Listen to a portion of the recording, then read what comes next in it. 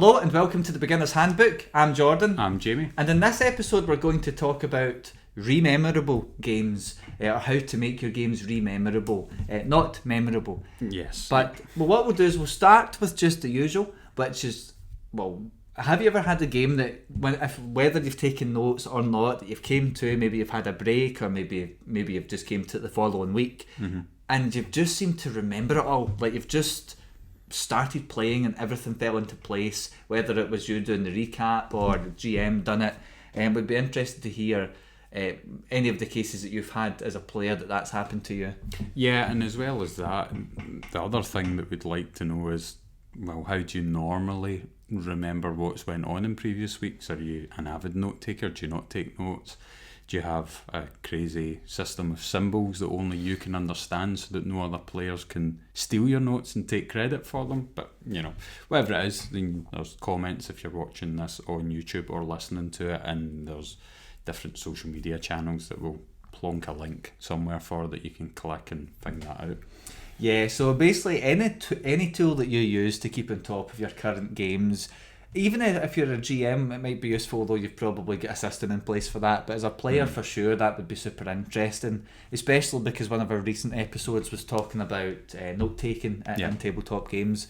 And if you watch that or listen to that episode, you'll know I'm not actually a big note-taker. Even in my big campaigns, that's either homebrew or ones that I'm running that are published, like Curse of Strahd for D&D. I don't take a lot of notes. I mean, my notes, I've probably got about two sides of A4 at the very most, and that's including the big ending that I wrote.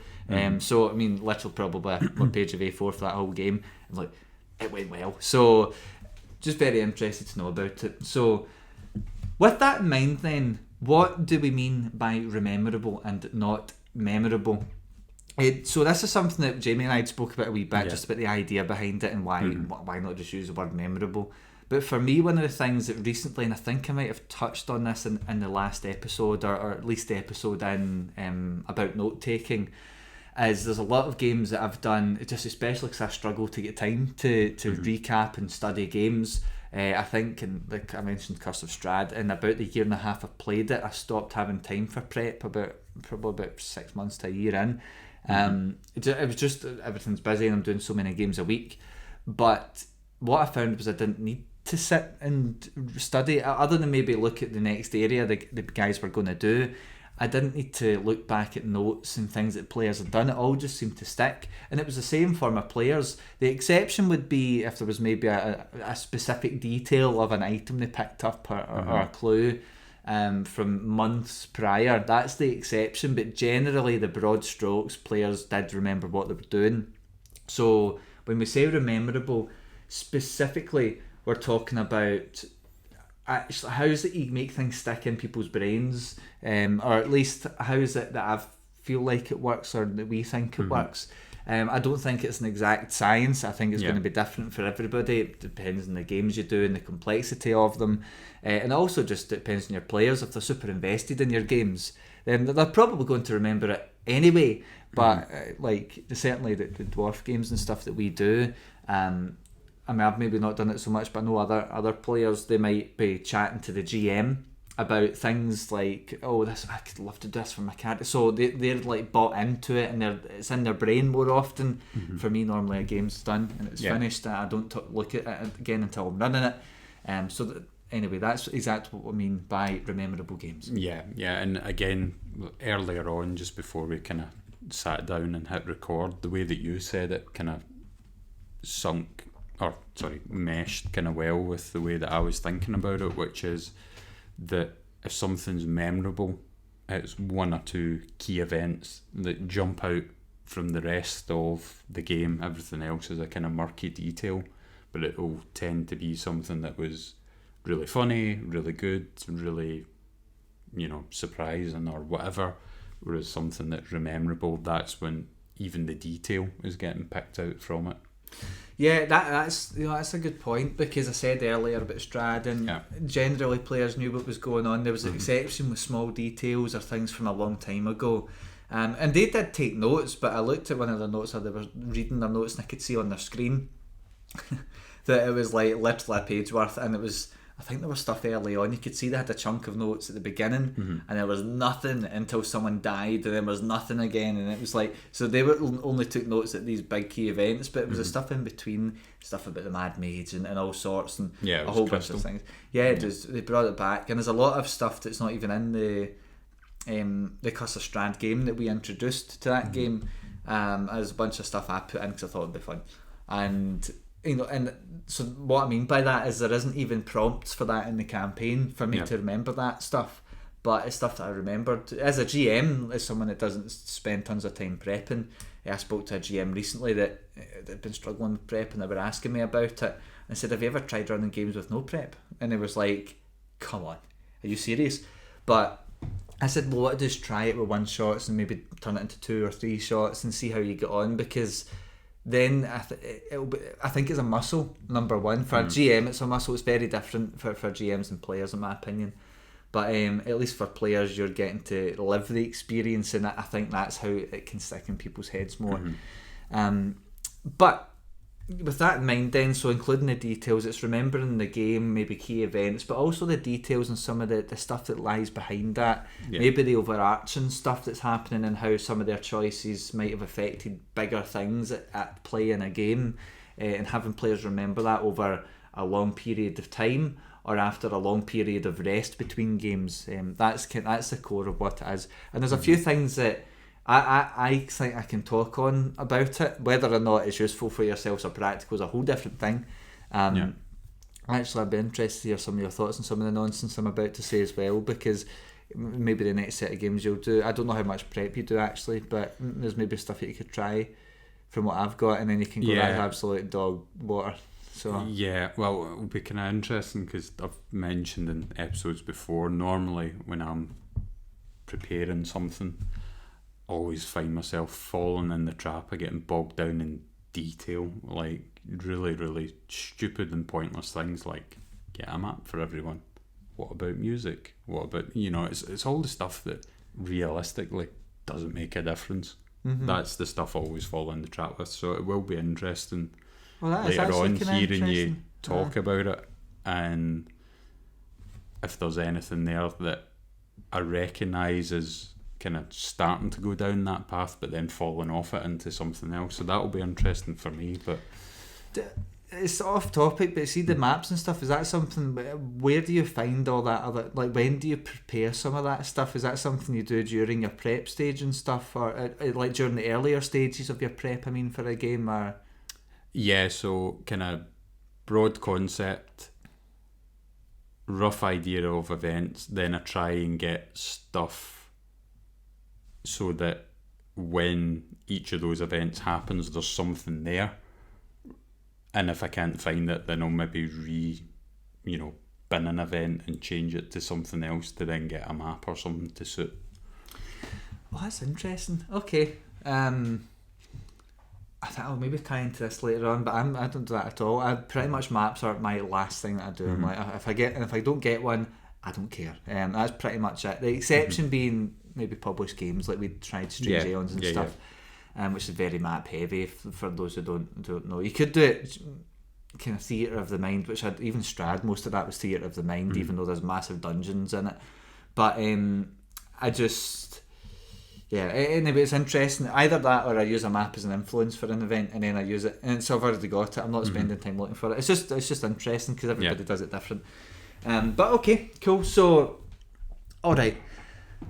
I think we'll start with the first little thing that I think probably is a way to try and make a game kind of easy to remember, and that would be, I think this is generally the case for a game or an event in a game or a side quest in a game that you do.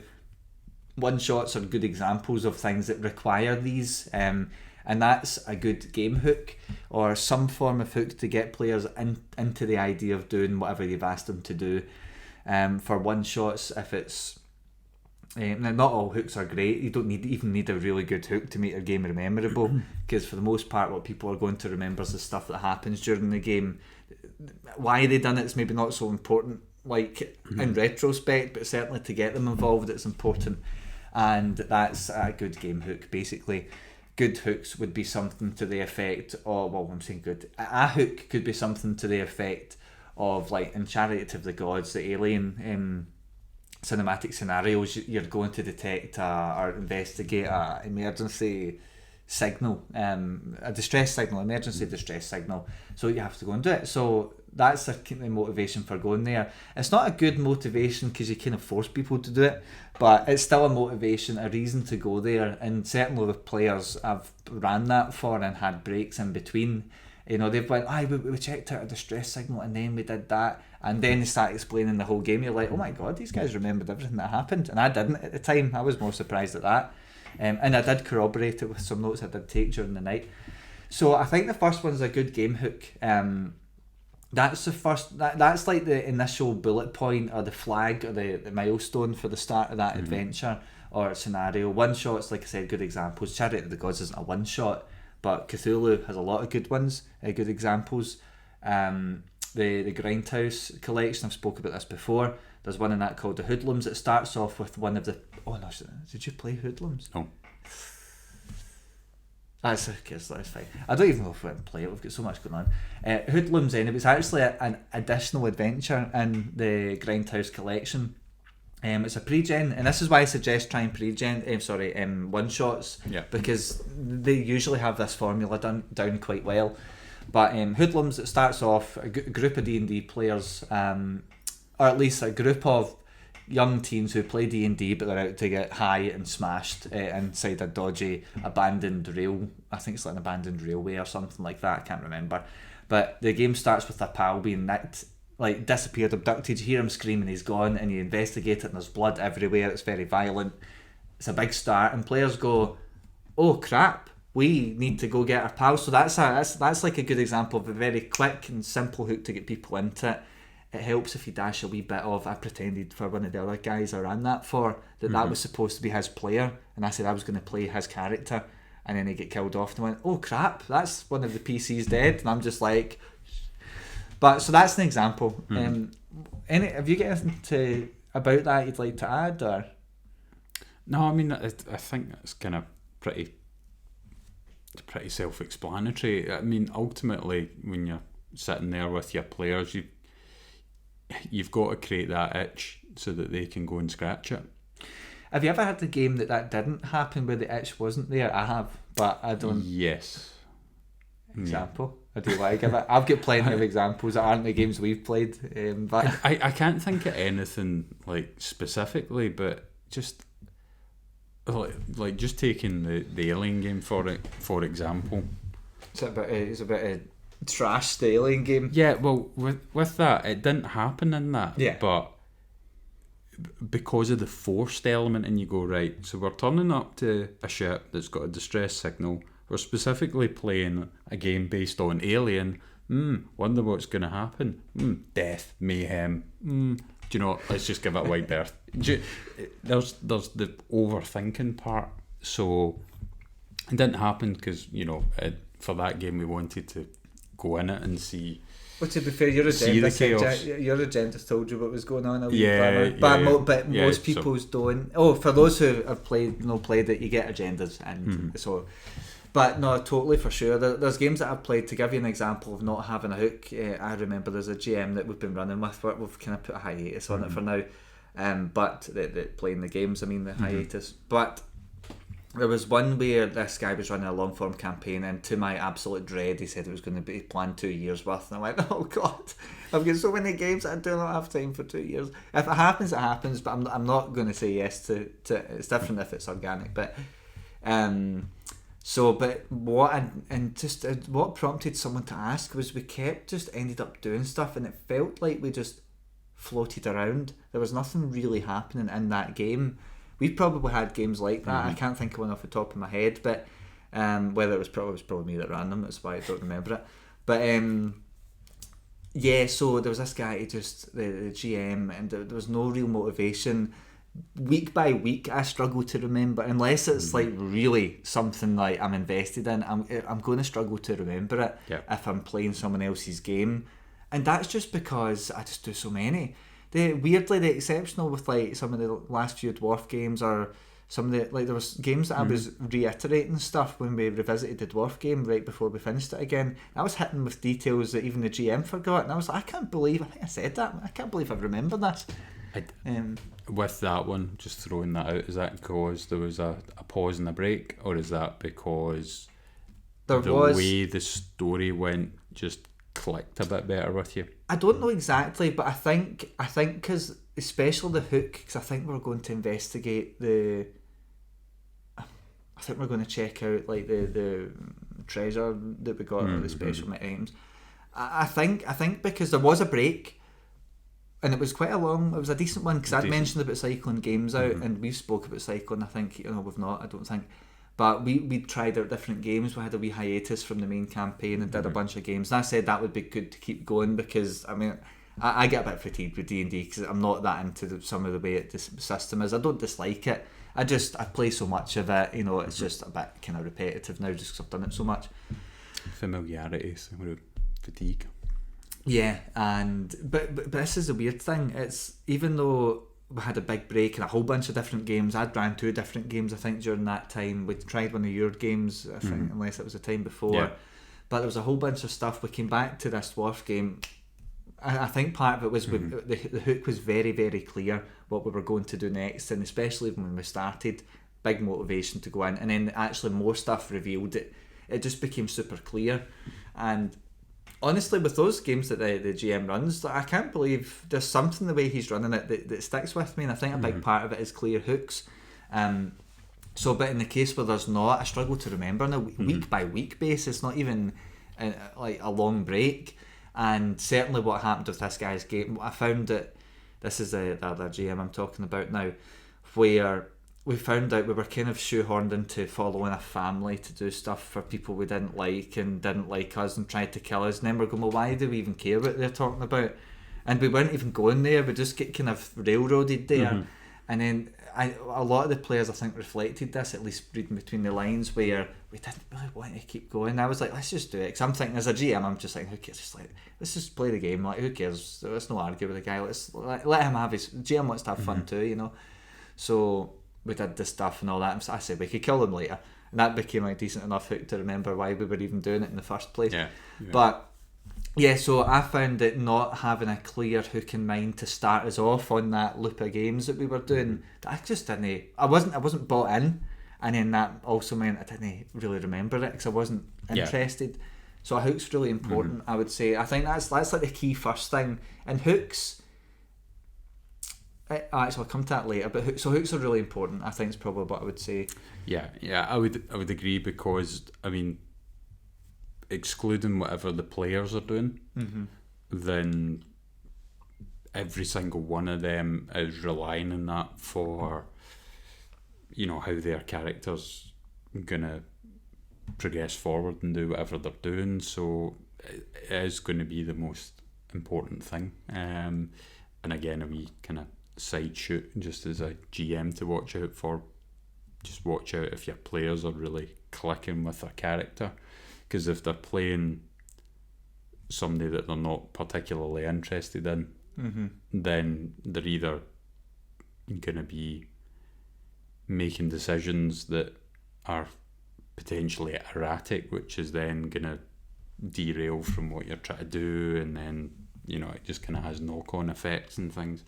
Plus, as well, if it's a new class that they're trying out or whatever, and there's a lot of kind of reading to understand the mechanics of it, then it means that they're not engaging with the story, which then means that they're starting to forget things, which then means that they're not, again, clicking and engaged, and then it just kind of snowballs. So keep a wee eye out on players, see if you think they're gelling with a character as well, would be the other thing, but it's a small thing. Yeah, I think it's worth mentioning though. But yeah, so I think then that's like the first point. I think for me that's like step one to trying to make a game like easy to remember. But I think the next thing for me really would be, so I talk about this a lot when designing games generally, because I come from a game design background as well, so I've been involved in the game design background. But I also do this a lot with my own games because I always encourage my players that I have on probably most weekends that I want them to try running games, because people like we restarted my main big campaign that's going on almost 2 years now, but we restarted that recently. But even after only 2-3 weeks, when I said to one of the guys, "Do you fancy trying one of your games?" I didn't want to stop the game, but we got to a good stopping point, and I thought, well, it's only been a couple of weeks. It wasn't the stopping point I wanted, or was expecting to get to, but it's a good stopping point. So I thought this is a good time, and I knew he had something ready to go. He's wanting to try out using Morkborg for something, a different system, a different theme. So, this is in my mind, so you'll hear this a lot with boxes. But for me, one of the next big things is think of like in your game. So you've got a hook, you've got a story idea. So what's next? And for me, the bit that's next is blocking out the sequences that will happen in that.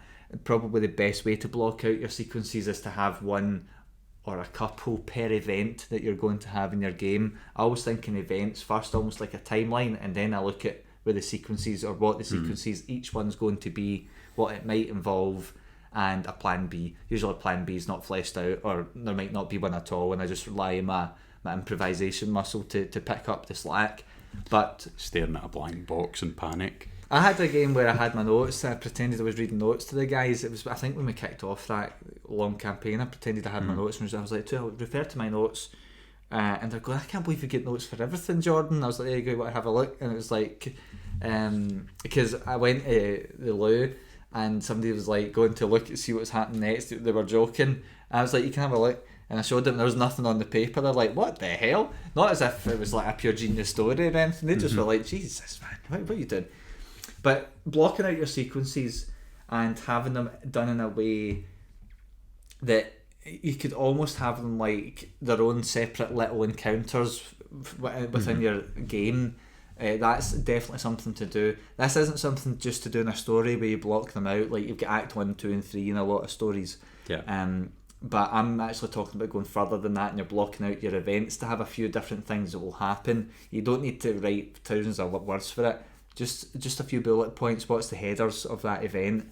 Because the events are like the headers for your campaign. Normally you would split your events under whatever act they fall under. My campaign was discovering was a threat, and the various things that came with that was Act 1. A few key events there. A secret baddie appears.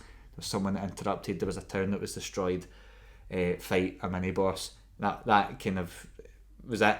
Act 2 was trying to locate the baddie and find out what's going on and locate the source. And there was a few events in there, so that was the events that I blocked that into Act 2. Act 3's dealing with the baddies.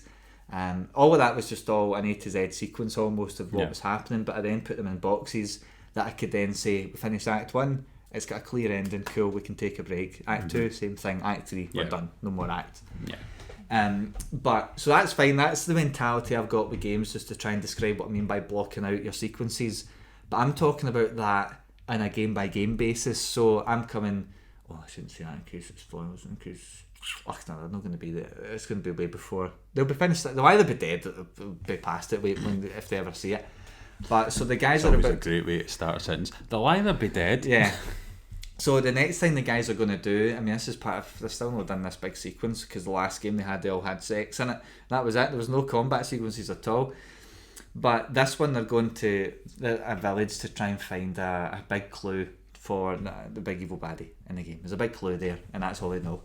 And they're going there, so that's the event. At the end of that, it's going to be cool. They find the thing, and they find a clue. They know where to go next. But how I'm blocking that out is you've got a sequence at the start of that that's getting into the town. The second part sequence is actually getting drugged and put to sleep and stuff. It's all very Lovecraft, if you know the Shadow over Innsmouth. Part 3 is awakening up in the prison cells, discovering there's an evil cult. Sequence 4 is actually dealing with it and trying to survive. So even on a game by game basis, I've not planned all that out yet, but that's where I would see the chunks of my game. If you were to take a bite out of that sandwich, that would be the 4 bites that you've got. Does that make sense? Or does that sound insane? Because we didn't prepare any of this. I just said this is what I would like to talk about. Yeah. So basically,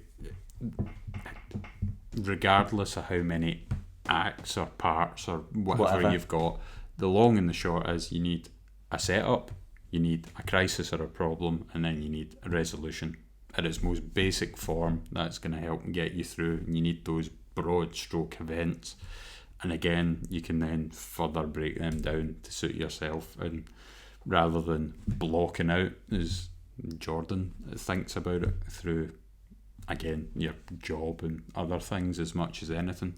You know, it's your roadmap, it's your guide, it's your point A to your point B to your point C till you get to wherever it is you're going, and that's basically all it is. Sure, exactly. Made sense to me. Yeah, so the point is, it's a good way to look at it. So, but one thing as well, sometimes games don't always fall into that. So if you do run a game, it doesn't maybe quite fit that criteria, because most games I do now do have that now, even if it's not it's like starting the story and finishing it by the end of the game. Mm-hmm.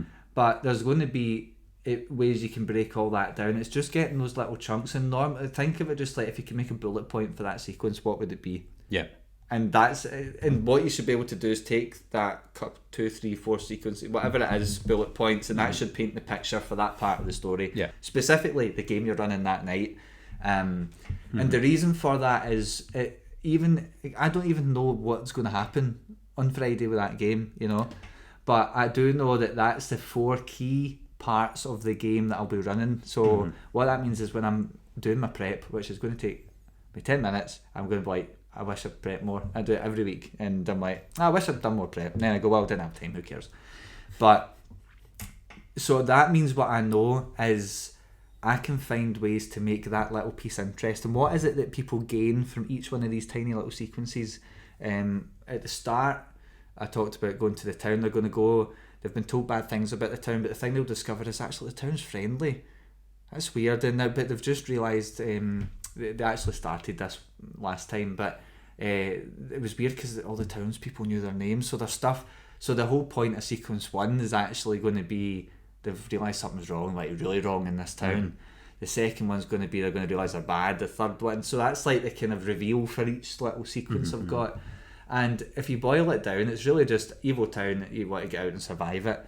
But for the players, because they're going to be running through that, each sequence they go through, it's almost like they're going to earn a bit of info or something, or a reveal, or they're going to get an item, whatever it is.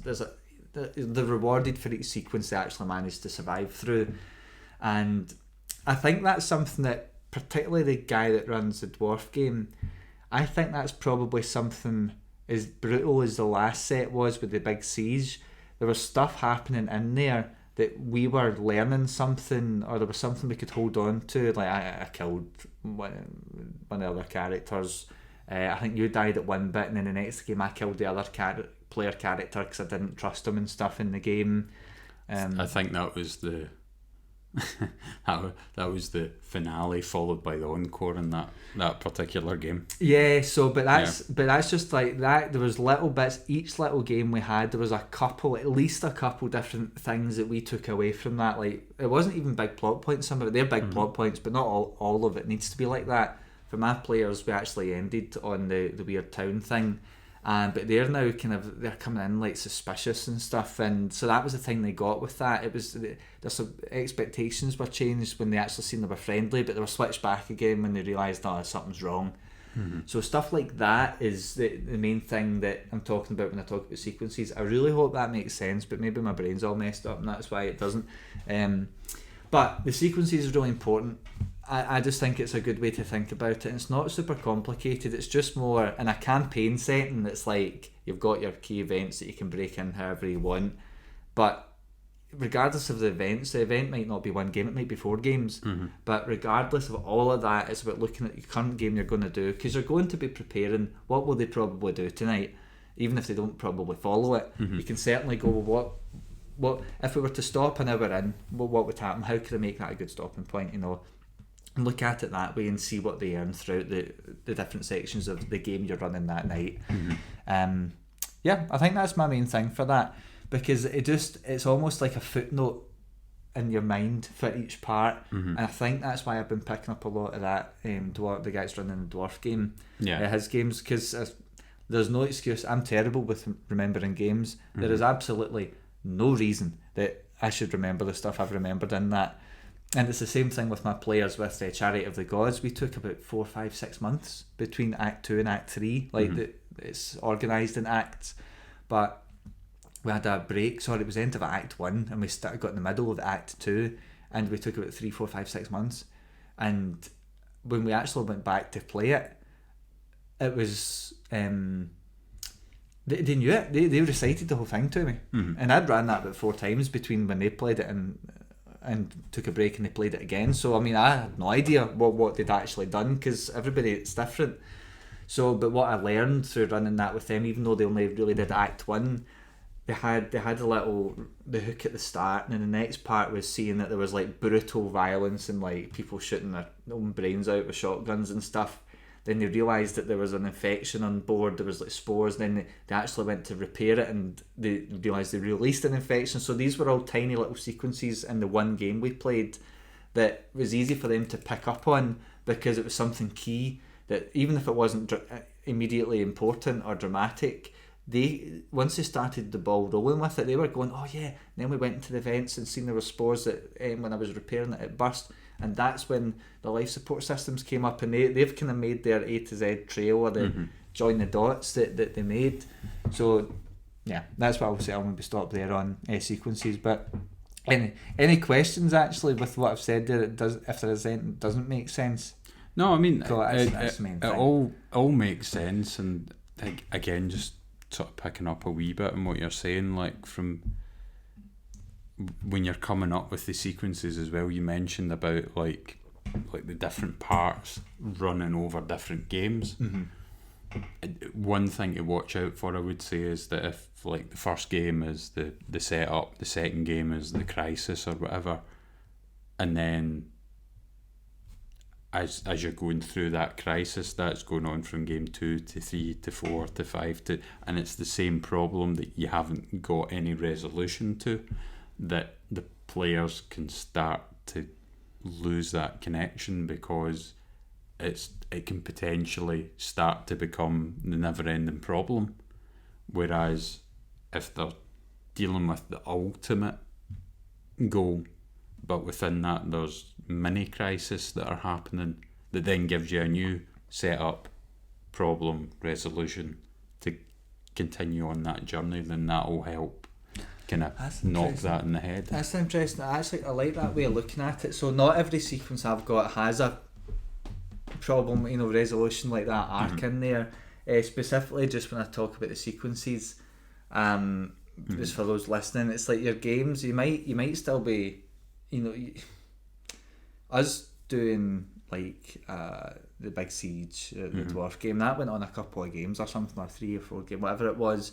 So we never got to start, middle and end of that whole kind of block or arc of that game. But each game, it's literally each game that you run, the way I look at it is, what do people get? What's the key things that they get from it? And what that does for me is it actually helps me, if I do run things on too long, it actually lets me go, right, so it helps me redirect things if I feel like I'm dragging and stuff.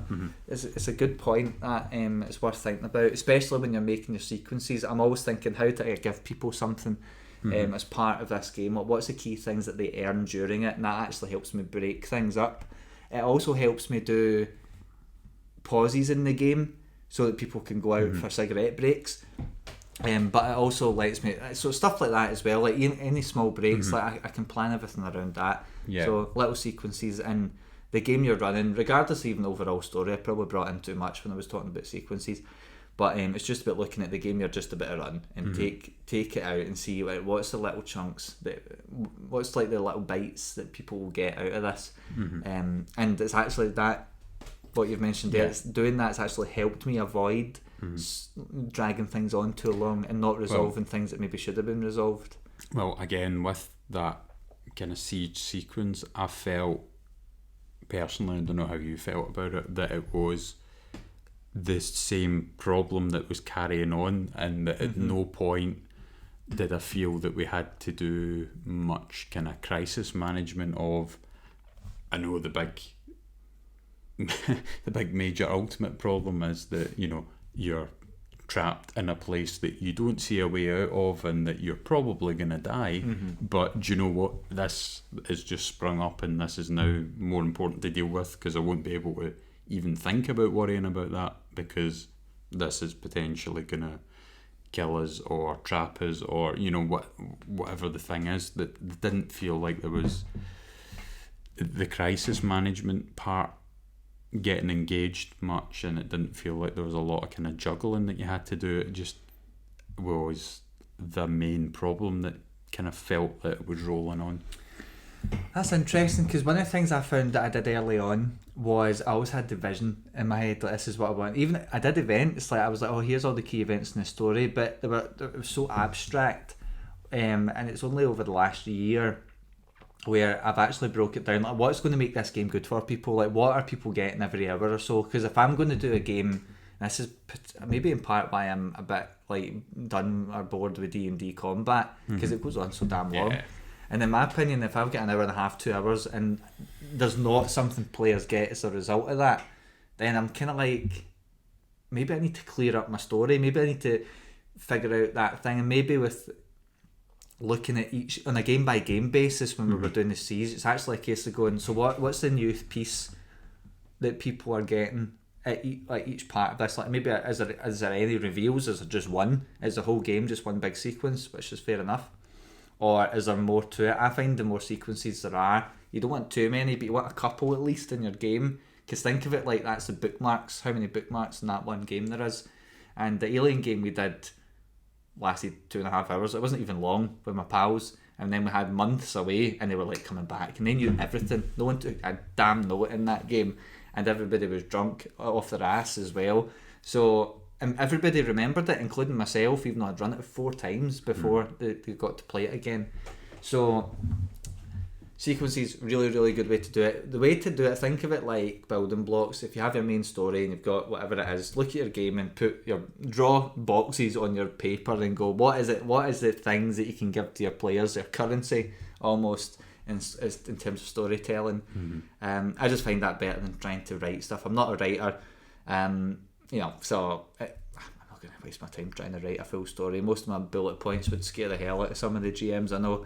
But the game seemed to go okay. And it's because I look at them in sequences, I guess.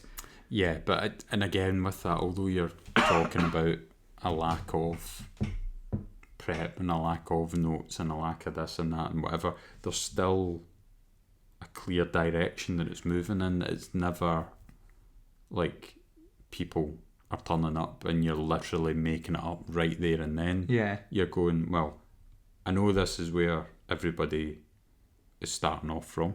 I know that eventually through whatever route we're going to end up at this point here.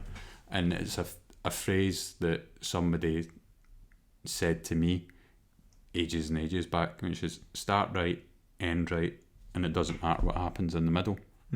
And ultimately that's it, because if the start point is right, in inverted commas, correct, and if the end point is right, correct, then whatever journey has happened in between that must have been right, because by the end of it you've got to where you were supposed to be, you've done what you were supposed to do. So and that's to me what you're talking about. Although the notes and that aren't there, You've still got something that's driving you towards that path. You're prepared to be flexible, you're prepared to move, and you're not being rigid, but it's never going to derail. It's never going to... Players aren't going to feel like, they're not getting anything, or that you've not invested time in them, and because you have a plan. Albeit very brief, and it can fit in the back of an envelope. Yeah, but it's still there. There's still a plan. Start right, end right is kind of interesting, because I think depending on your game, that probably, because speaking about things being memorable, that's probably not really enough, because then players don't know, because they're speaking about 4 or 5 hour period in some cases. But I think that depends on the game, and depending on how you're doing your sequences, to be honest.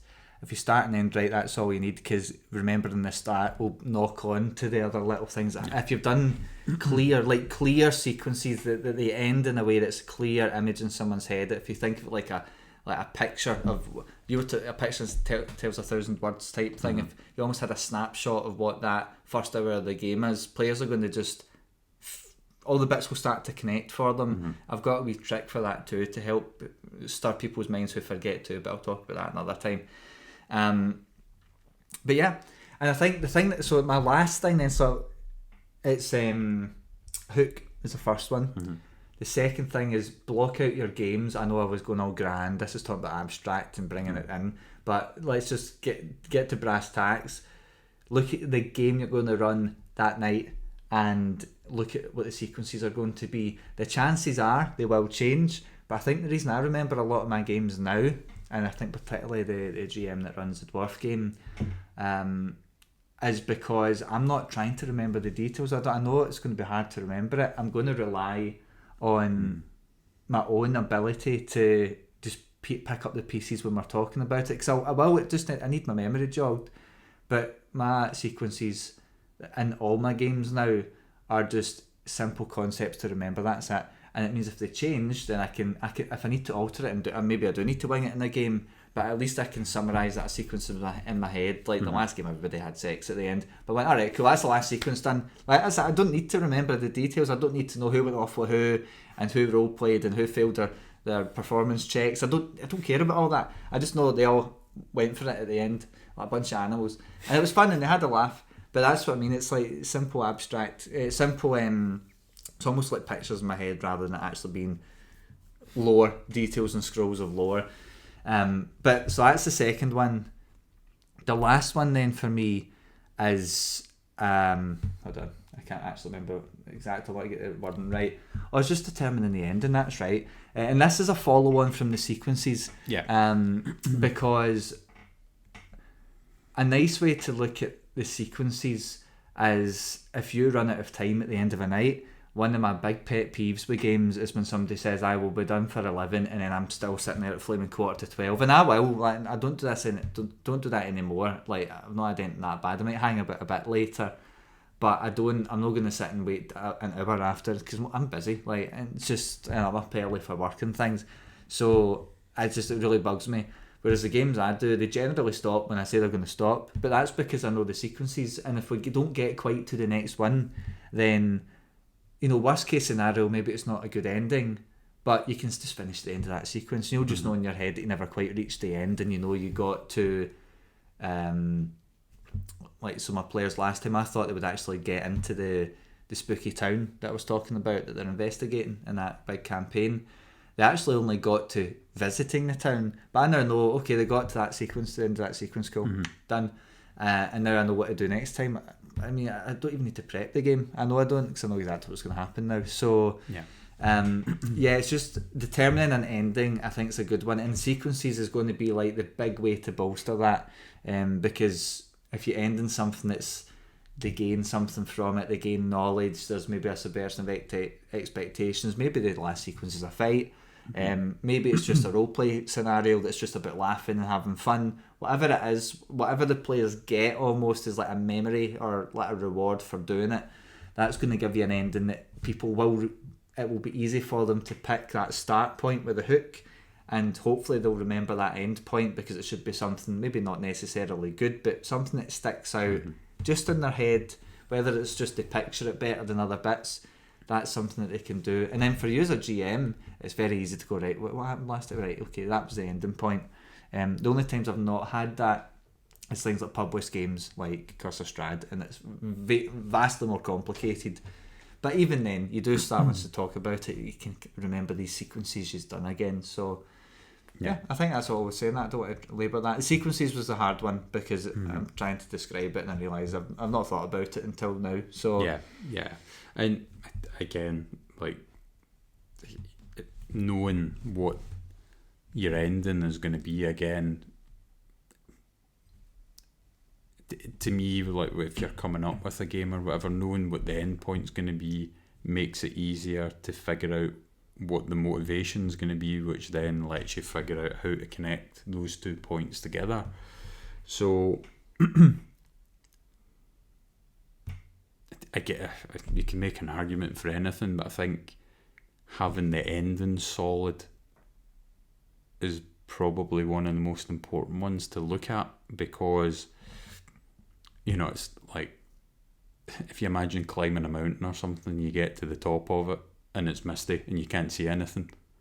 It's the letdown of that. You've put in all that effort to get to a point where you can't see anything. Yeah, it's total anticlimax, and you get to the top and you go, what was the point in that? So that's the thing. You always want a player at the end to either feel like they've achieved something, they're shocked, they're surprised, they're overjoyed, they're whatever it is happens. But again, that's going to be the biggest thing that I think is going to resonate with them, and then that's going to help them to remember, because again, like we were talking about, if they can remember the start and the end, then they've got the two key points to then piece everything together with. So that's true. I like that. That's the thing. So the thing with the sequences as well, one thing I do, and I'm okay with doing it, I do it all the time actually, where normally I'll run a game for 3 hours max. Usually want to run it much more than that. Now, more often than not, I'll actually stop early than actually do 3 hours, because I just find the stopping point isn't as good. What normally happens is you have a starting point and end point, and then you never get to that flaming end point when you're running the game, depending who you're with. For the most part, we actually do. It's on the games that I run anyway with other folk, we usually get to the point I think we would. So you might find you're coming to a point where you're going, I think it's going to take another hour before we get to that, whatever the big dramatic endpoint is. But if you've planned out these little sequences and people are getting wee pieces, it's almost like the breadcrumbs. Yeah. They're getting a breadcrumb at each step along the way. You can actually opt to finish at the end of a sequence. You might finish 20 minutes early, but a sequence that, okay, they gained a wee thing, it's a little prompt for next time, and they've almost got a hook for the next game because they've not quite finished that kind of arc of games, or they've not quite finished that arc that you had intended for the game. So the actual end of that sequence, it's almost like a broken ending that feeds into a new hook for the next game, and that happens a lot. I mean, not so much now, but I think I've become better at pacing more than I have in the past. But that's where I'll finish games early. I finished, I think, the Strange Aliens ones a bit early actually when we done it. So there was something that went. Oh, I went vastly wrong. That's right. You guys fought the guards. That was a disaster. For me, it was a disaster. I mean, cause I'm just like, this wasn't supposed to happen. This is really not. I mean, a good thing that I did. So that's where the sequences can really help. Now, that doesn't mean necessarily your ending will be as good, but the way to look at it is, next game's ending is going to be even better, or the next game is going to be even more dramatic now because you're going to have the big event ready, either as the hook for the start or near the start of the next game, or depending how slow it is, it might be the end, or it might happen in the middle as like a big peak during the game, and then you might have an idea to wrap it up. But so that's what I would say, because certainly you're absolutely right. It's important. Even it's not even talking about wrapping up a big story. It's just even in a game by game basis, having a clear start and end point. Yeah, that's like your first and last sequence. But having little kind of bookmarks in between, or little thing like a breadcrumb for each little piece that you want to give the players, it means that you can now be flexible to them. You don't need to force them into doing stuff. You don't need to totally rush them along. It is worth pushing people to actually flame and make decisions, because sometimes people get analysis paralysis, but it lets you be flexible. And by the way, what that also means is, see if the players screw your plans up, like what happened with Strange Aliens, it lets you it gives you a bit of time to think on your feet, you might need to change your sequences, you might need to because basically sometimes players do stuff that means this ending you had is impossible to happen unless you retcon stuff, and I recommend not retconning as best you can. It helps with their improvisation muscles, but it also lets the players actually have agency in what's happening. So that's basically it. It's determining your ending. So that's my 3 things. Is there any closing thoughts that you have before? No, again, everything all ties in, and I pretty much agree with everything you've said. But one thing I would kind of say is that you know, whatever you want to call it, motivation, problem, like resolution, whatever you want to call that, like when you're first designing the game and thinking about it, you know, get that with as broad a brushstroke as you can, and then drop it down and give it a bit more detail, not too much, again, figure out what that is, and continue to do that until you're at a point that you're happy with, and then naturally all those different sequences will start to appear, but also you've got a better idea of, as you're working your way through it with the players, where the different endings will be, because like you were saying, that you might start out and you might be planning to go from the introduction to sequence A, B, C, D, and then the big finale, but you only get sequence A and B done. Well, what it means is for the next time that your introduction, your motivation is everything that you've done from A and B and everything that's just happened to you, which then means that your problem solving part that you need to resolve is still sequences C and D to then get to your end. Get to the end. Yeah. That's totally the way to look at it, and that makes me think it might be worth sometime. I've not got anything ready to try this, but maybe one time we're doing this, the podcast, I mean, we'll look at some of my notes. So I need to take notes of what I think will happen, and I'll need to then compare it against what actually happened. Yeah. But I think that'd be an interesting exercise, because I mean, like, I think the bottom line, I keep talking about sequences, but you see your game you're going to run, compound it into bullet points. That's basically what I'm talking about. Yeah. By the way, if you find that a lot of the time your sequences, you're never getting to, if you plan 4 things, sorry, you said A, B, C, D, E. Yeah, if you plan 5 or 6 different things in one game as sequences, one, that's probably way too much. I would say that right now.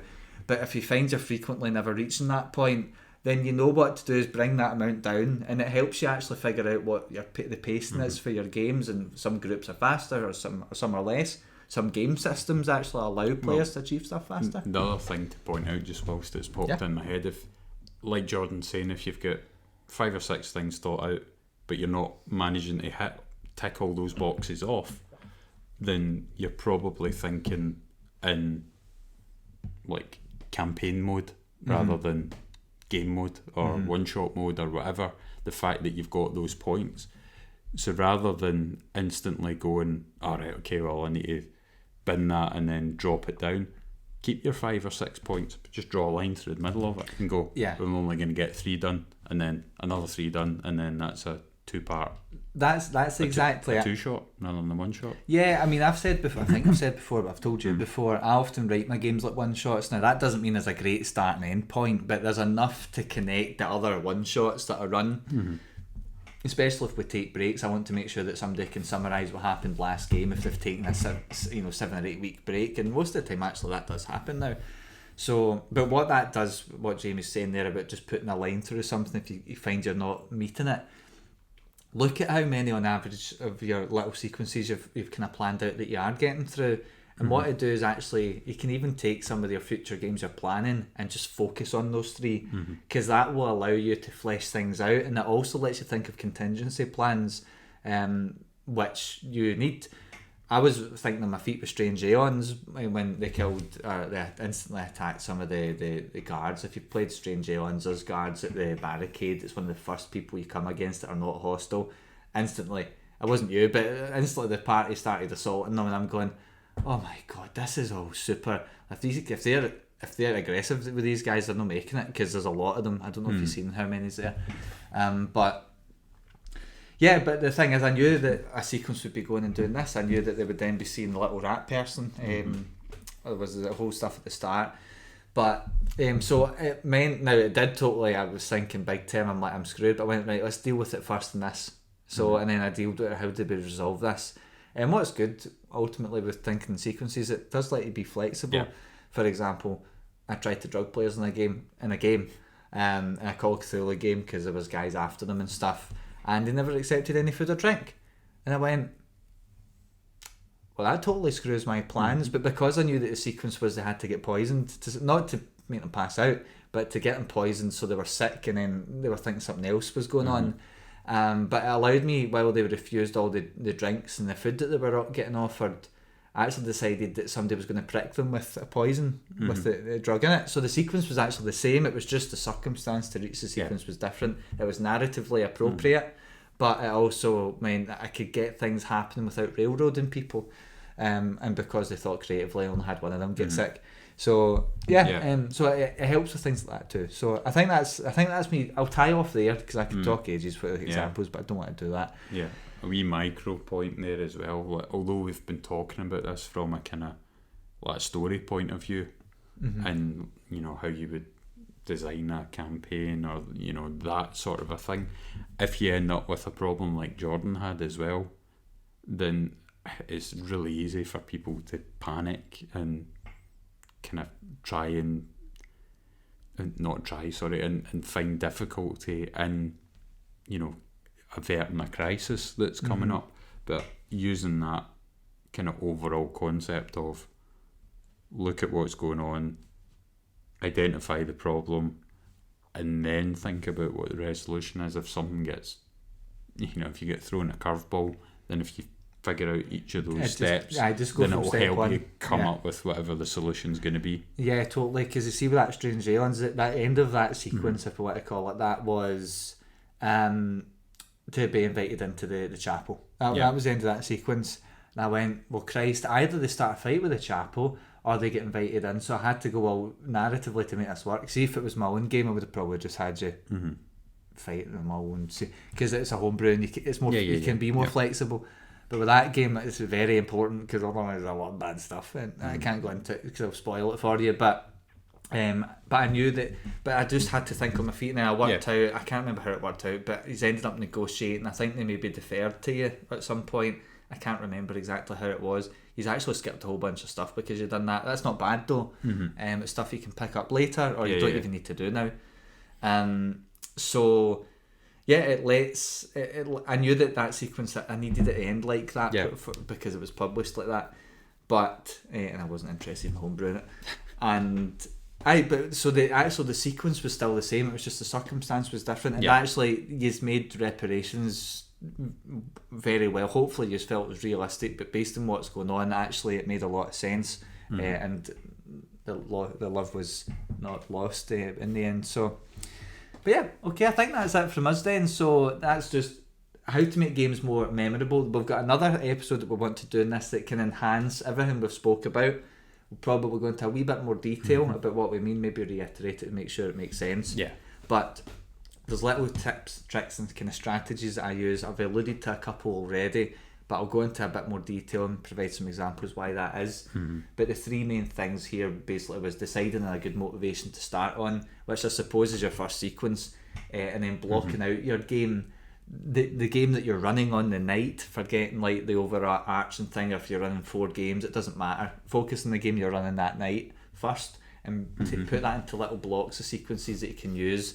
The hook is going to be the first sequence, and the third thing was having a good what's the word? Just a good kind of ending, to wrap it up with, which I suppose is just the good hook's the starting sequence, the good ending's the final sequence, and then you can work out the stuff in the middle. But make sure each sequence people are getting something as a result of playing it. It doesn't necessarily have to be good. It could be player character death, it could be NPC death, it could be bad, but have something, because that's the prompts that people will remember. And if they remember those little bullet points, they'll probably start to remember all the things around it that made the bullet points happen in the first place. Yeah. So that's everything. So I think that's everything from us. And like I said at the start, just to ask you the question again, would love to hear how your games, or you keep on top of your games, whether you're running or playing them. And with what we've said in mind, it'd be interested to see if you pick up, if you're doing some of the stuff we've spoke about too. Because I don't think any of it's rocket science. I just think I see a lot of people showing these traits when they run games. Certainly some of the guys that have recently, they're new to running games in my other group that I've encouraged to run games, I'm seeing they've picked up some of the stuff that I've done naturally. Obviously that helps, it kind of supports the way that they think too, but would love to hear it from your perspective as well. Yeah, and again, it's always interesting for me when it comes to like people remembering stuff, because I know that I need to take notes to do that, but I'm pretty bad at doing that and taking notes and things. So me anyway, I'm very interested to see what comes back. So yeah, I barely even take notes these days. So you know what I mean. So and I feel like I'm getting on okay. But so yeah. Well, anyway, that's it from us. Thanks for listening and or watching wherever it is you're doing that. And it's goodbye from me. And me as well.